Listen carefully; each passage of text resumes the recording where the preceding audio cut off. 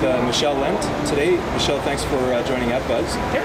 And Michel is, I don't want to classify you in any certain category, but you're working strategy and a lot of other things at Mobi here in Sao Paulo, Brazil. Yeah. Michel, thanks for joining us. Thanks for having me. Michel, could you talk about your background a little bit for us?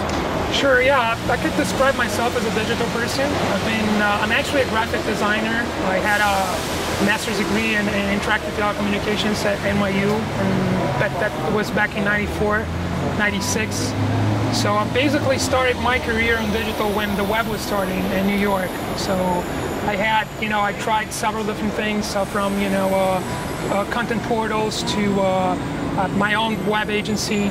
And then I was with the ad industry for the past 10 years. And now I'm back to products and services with .mobi, which is basically focused on anything that moves. Even some things that do not move. We're actually looking into still working with marketing, but from the product and service perspective, not doing advertising anymore, right, but building products and services that will help brands and products. Right. And we've had a chance to have a conversation here before we started the interview, and you're blowing my mind with the things that we're talking about, because a lot of it is stuff. If you're paying attention to what's going on in the industry globally, you're touching on all of that, and it's really cool. One of the things that I like is that you said about .mobi is it's any screen, anywhere. Yeah. Just talk about .mobi a little bit, and kind of sure. What's going on there.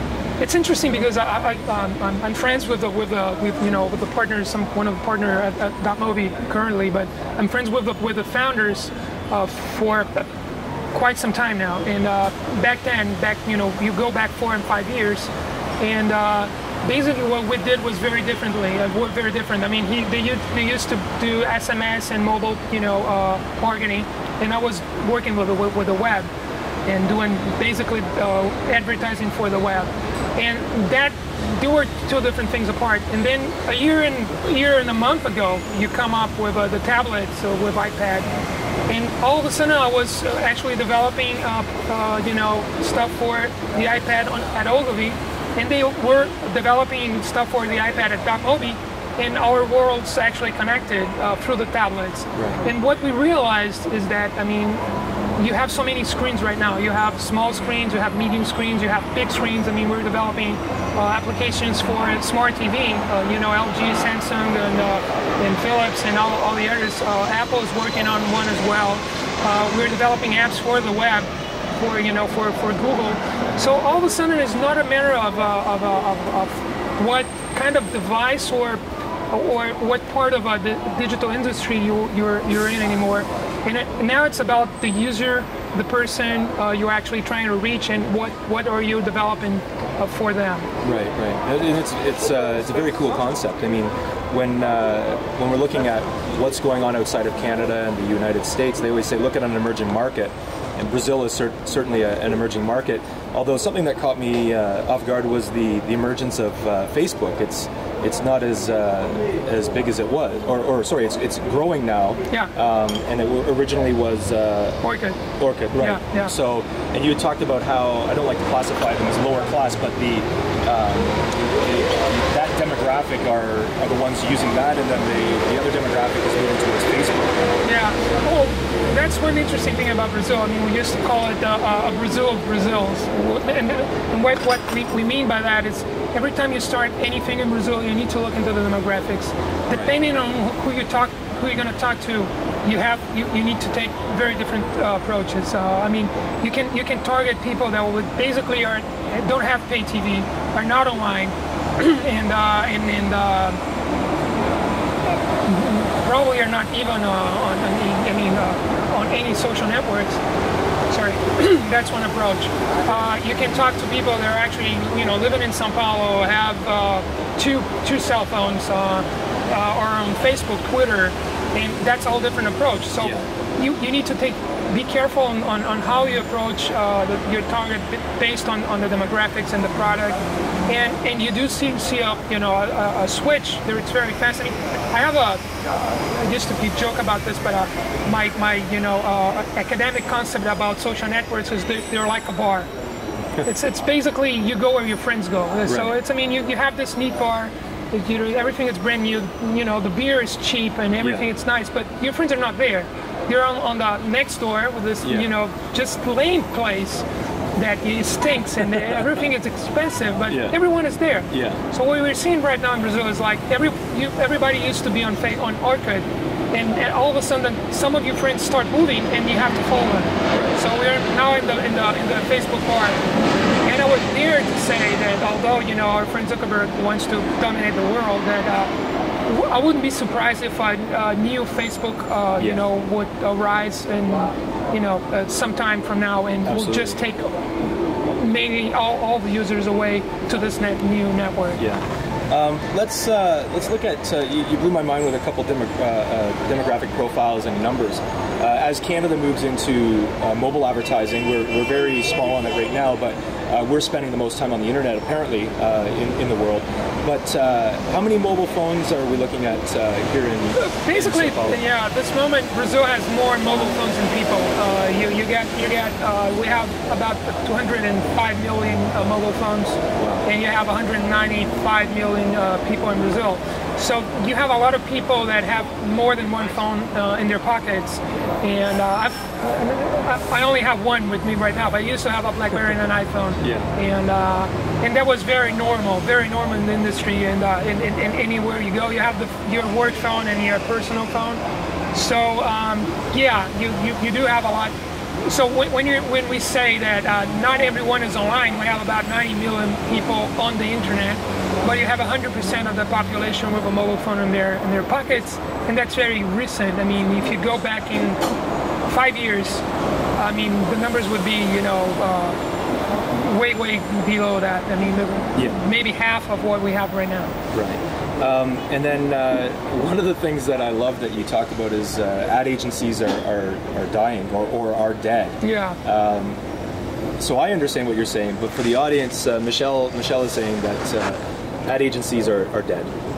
And when you look at what's going on, it's pretty easy to see that if they don't adapt, they will be completely dead. So talk about that a little bit. Yeah, I mean, I think that's no news for any you know, person in command of any big agency. That's something. If you go back, you know, maybe 8-10 years, you could talk to managers at agencies and they would not see it coming. Mm-hmm. I think now everyone is very clear that they're actually in a very fast-moving train packed with people.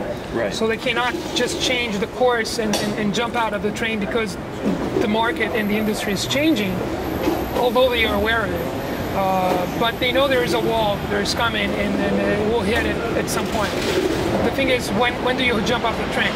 Yeah. What I see, and I basically agree with a lot of people, is that what you have right now is like people talk so much on social networks that there isn't a good ad that will actually bump up a product if the product isn't good. I mean, you could even get curious about a product, go about it, and because you saw an ad somewhere. But when you try the product, you immediately go on Twitter and say, I love this, or I hate it. That's so true. So, I mean, there isn't any marketing budget that you can come up with that will cover the truth. Right. The truth, I'm sorry. So, I mean, what's the point of keep doing, you know, great creative stuff, paying attention to create more and more greatly creative ads if the product sucks or the product is not as good? So if you look into Cannes in the past 3 years or 4 years, I mean, the hottest thing in Cannes right now is titanium, right? I mean, that's the hottest category. If you look what actually is winning in Cannes, it's always something that it's probably non-traditional.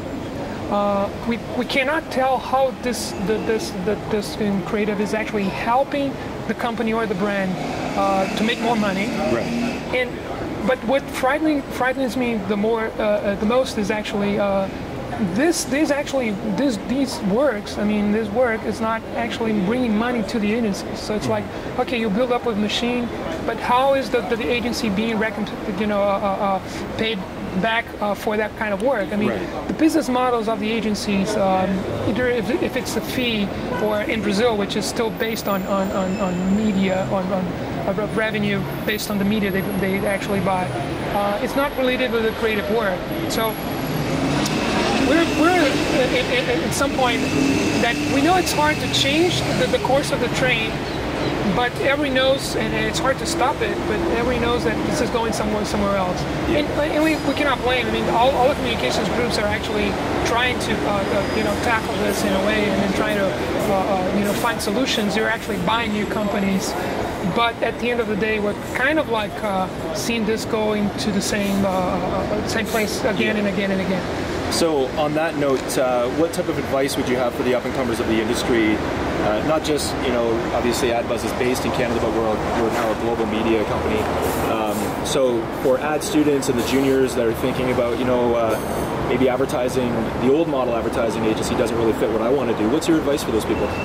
Well, I mean, if they really love advertising, just go watch Mad Men and try to do something else. Because I mean, that model, I'm sure it's basically that. But seriously, I think you have a lot of. I mean, we're living in a time with so much opportunity. I mean, if you're not creating something right now, everyone you talk to, it's like, I'm studying this and that, but I have my personal project that has 20,000 visitors per day, and this is a real thing happening, and it's a real company, and I have one, everyone has one, and I mean it's a time for opportunities, and you should really try to find a personal project and take advantage of this era that we are into. That's not going to last forever. I mean, we're already seeing the movements of the new platforms and everything that's becoming into. I mean, if you want to build something for Facebook and I mean, it's amazing how many things you can create for Facebook, for Apple as an application, for Google, for Android.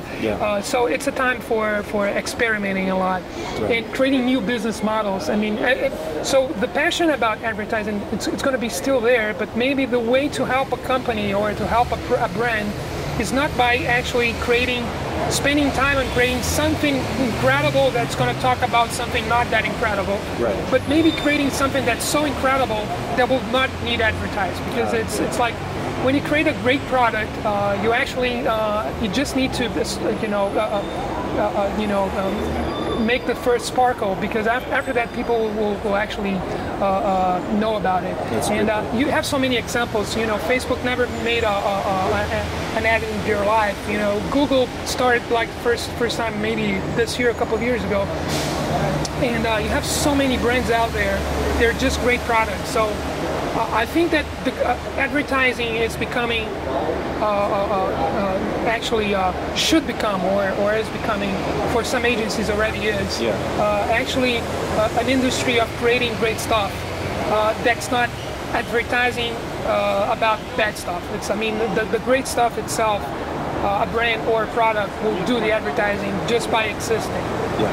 That's great, because one of the things that we talk about is building a personal brand. So especially if you're a student and wanting to actually do something in this industry, is you got to create that personal brand. So figuring out a product or whatever it might be, something that it could be an interest, a hobby, whatever it is, at least you're building a personal brand, and those are going to take notice. You have that much more potential of getting the job that you always wanted, or whatever it might be. But that personal project is a great segue into, I wanted you to just talk about apps for kids, which is your own personal project. So just talk about that a little bit, and then we'll sign off. Sure. No, actually, I have a 5-year-old, and I mean, he's been playing with my phone for past 3 years. And when I actually started looking into applications for kids, I couldn't find much of them. I mean, Apple still doesn't have a category that it's basically for kids. I mean, sometimes they put up a special in the store, but they don't have a dedicated category for that. So I actually started writing about it. I put up a blog, started searching. And then 2 days after my first post, I actually got an email from a developer that had his own app, and it was actually sharing me a promo code that I would actually download the app and try it out and write a review. And that was 2 years ago, and we're basically now I have about 20,000 people coming into the site every month, and I actually got in touch with over 700 developers throughout the world, and we're making some money out of advertising on the site. That's very niche. That's very specific. And that's fine. I mean, I don't intend to make this a very big thing. It's nice. I have fun with it. My son gets a lot of toys from eBay because he's actually the reviewer, so he needs to be paid some way, right? So basically get the revenue that from ads and turn it into toys. But that's an example how one night, one idea, you can create a company or a product or a brand for yourself. And that's something that should not be overlooked. I mean, we're in an era that I'm not sure if it's going to last forever. Maybe the next 50 years will be like this, but I doubt it. I think it's going to get cluttered. It's going to get crowded. So it's nice type like AdBuzz, for instance. And I mean, it follows the same path. Of course, it's huge. I mean, it's a lot bigger than this thing for apps, but. I think that's a great way to be in contact with industry and people nowadays. So Michel, thank you so much for your time. Thanks everyone. For having me. Check out Michel. We're going to post links to your blog and apps for kids, which is incredible. And thanks again for joining us on this great day in Sao Paulo. Bye, guys.